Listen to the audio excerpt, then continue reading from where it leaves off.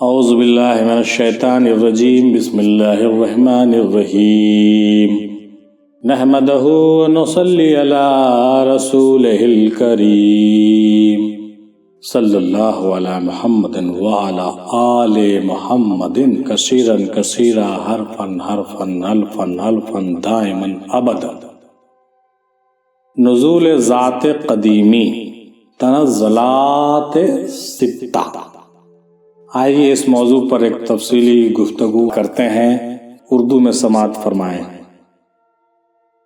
تمام عالم کے تخلیق کے پہلے وہ ذات قدیم اپنی صفات و افعال کلی بالقوا کی مجموعیت کے ساتھ عالم ہاہوت یعنی کنز مخفی میں پوشیدہ تھی، جیسا کہ حضور صلی اللہ علیہ وسلم نے فرمایا، کنتو کنزا مخفیہ فَأَحَبَّتْ أَنْ أَعْرَفُ وَخَلْقَتَ الْخَلْقَ،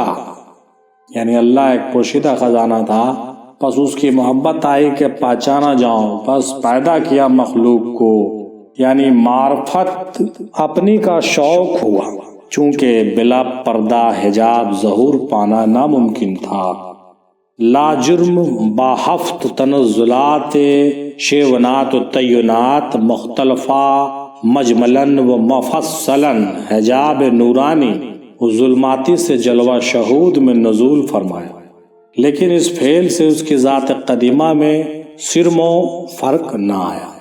بمصداق حدیث رسول صلی اللہ علیہ وسلم کے کان اللہ ولم یکن ما شیئا الا ان کما کانا، یعنی اللہ تنہا اور اکیلا تھا، اس کے ساتھ کوئی شے موجود نہ تھی، اور اب بھی وہ جیسا تھا ویسا ہی ہے۔ حاصل کلام یہ کہ اللہ کا غیر موجود نہ تھا اور نہ اب ہے۔ نزول ذات قدیمی کے 7 منزل ہیں، ملاحظہ فرمائیں۔ پہلا، ہاہوتی، جب اسے اپنا ظہور منظور ہوا تو اپنے آپ میں ملاحظہ فرمایا کہ جیسا کہ کوئی صانع کسی صنعت کے ایجاد کے قبل اس کا نقشہ تصور کرتا ہے، مگر صنعت و صانع الگ ہوتے ہیں، مگر وہاں تو سوا اس کے اور کچھ نہ تھا، لہذا صنعت اور صانع خود ہی تھا، اس لیے اسے جو منظور ہوا وہ خود ہی بن گیا۔ اس مقام کو سورہ علیمہ یا مقام ارادہ بھی کہتے ہیں۔ دوسرا مقام لاہوتی، جو کچھ عالم ہاہوت میں ارادے میں آیا تھا، اب وہ مفصل علم حضرت حق میں مکمل ہوئی، چونکہ ذات حق جلال ہے اور جلال سے جمال ظہور پذیر ہوا، اور وہ نور محمد صلی اللہ علیہ وسلم ہے، لہذا اس مقام میں ذات قدیم نے خود سے خود کو جدا کر دیا، جلال سے جمال کو الگ کر دیا۔ ایک خدا تھا، دوسرا رسول محمد صلی اللہ علیہ وسلم کا نور ہو گیا، اور پھر اس جمال حقیقت محمدیہ سے تمام عالم کا ظہور ہوا، جو کچھ کے ارادے میں تھا مفصل ہوا۔ تیسرا مقام جبروتی، اس مقام کو علم ارادہ بھی کہتے ہیں۔ یہ مقام بھی نزول ذات کا بمرتبہ شہود علمی تفصیلی، بمرتبہ شہود خارجی صفاتیہ ہے، یعنی وہی شہود علمی جیسا کہ لاہوت میں تھا، تعینات متغیرہ و اعتباریہ وجود صفاتی میں آیا اور اسماء و صفات کا ظہور ہوا۔ چوتھا مقام ملکوتی، اس مقام میں ذات بے چونے شیونات جبروتی پر کسی قدر کشافت اور اضافہ کر کے سورہائے لطیفہ اور اشکال مختلفہ سے ظہور فرمایا۔ پانچواں مثالی، یہ مقام با اعتبار کشافت مقام شہادت ہے، اور با اعتبار لطافت عالم مثال ہے کہ صورتیں اور شکلیں عالم ناسوت کی ظاہر ہوئیں مگر لطیف۔ چھٹا مقام ناسوتی، اشکال مثالی پر کہ بینہ اس عالم کے اشکال کے مثل ہے، کہ ایک غلاف ناسوتی کے وہ اربع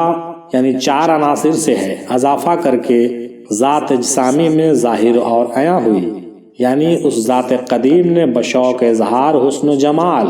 ذاتی و صفاتی مقام ہاہوت سے مقام شہادت تک نزول فرمایا، کسی قدر خفی کے باقی تھا، کمال تعشق ظہور نے وہ بھی گوارا نہ کیا۔ لا جرم موالیہ شلاسا یعنی جمادات، نباتات اور حیوانات وغیرہ میں ظہور فرمایا۔ اور ساتواں مقام انسانی، 6 مراتب ظہور میں نزول میں دونوں جہان اور تمام کمال ظاہر ہوئے، مگر مدعائے احببت ان عارف ہو حاصل نہ ہو سکا، اور معرفت الہی کی لیاقت کو 3 میں کسی کے اندر نہ پائی، تو اس ذات قدیم نے وجود انسانی میں نزول کیا جس سے تکملائے معرفت تک پہنچا۔ کل عالم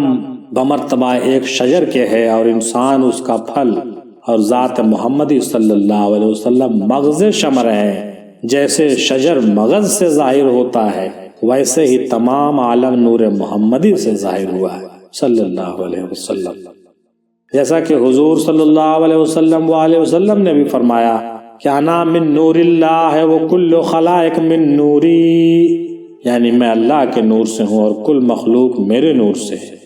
پس ہر ذات انسانی حقیقتاً محمدیہ کی عین ہے۔ جس طرح کے پھل میں وہی بیج سمایا رہتا ہے جس کے کہ پورا درخت اور پھل نے وجود پایا ہے، اسی طرح ہر انسان میں نور محمدی ذات محمد بشان روح موجود ہے۔ اور بس حضور صلی اللہ علیہ وسلم حیات النبی اس معنی سے ہوئے کہ ان اولیاء اکرام کے شان میں جنہوں نے معرفت کلی حاصل کر لی ہے، ان سب فانوشوں میں وہی نور روشن ہوتا ہے اور ہوتا چلا آ رہا ہے۔ حاصل کلام یہ ہے کہ انسان خلاصہ کائنات موصوف با جمیع صفات اور خاص صورت رحمان ہے۔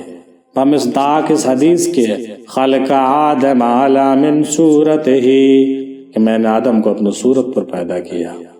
جب اس گنج خفی نے اپنے حسن لم یزالی اور جمال بے مثالی کے تماشے کا ارادہ کیا، تو اول چمن آفرینش کو انواع اقسام کے شجرہائے گلبو کلیوں گلہائے موضوع سے جو اس کی اسماء و صفات تھیں اپنی قدرت کاملہ سے آراستہ اور پیراستہ کیا، اور آخرس خود بلباس انسانی ملبوس ہو کر تماشا کے لیے آیا، جیسا کہ قدوس گنگوہی رحمت اللہ علیہ نے فرمایا، آتشیں برزخ کشیدی ہم چمکار آمدی، باخودی خود در تماشا سوئے بازار آمدی، یعنی صورت کے برقع مثل مکار کے آیا اور خود ہی دنیا کے تماشے گاہ میں اپنی خودی کے ساتھ آیا۔ اسی وجہ کر آدم کو فرشتوں سے سجدہ کرایا گیا، اور عزازیل جس نے لا علمی سے عذر کیا مردود بارگاہ بن گیا۔ مولانا روم رحمت اللہ علیہ فرماتے ہیں، گر نبود ذات حق اندر وجود، کہ روا بود ملک کردن سجود، یعنی اگر اللہ کی ذات آدم میں موجود نہ ہوتی تو فرشتوں کو سجدہ ہرگز ہرگز ہرگز جائز نہیں ہوتا۔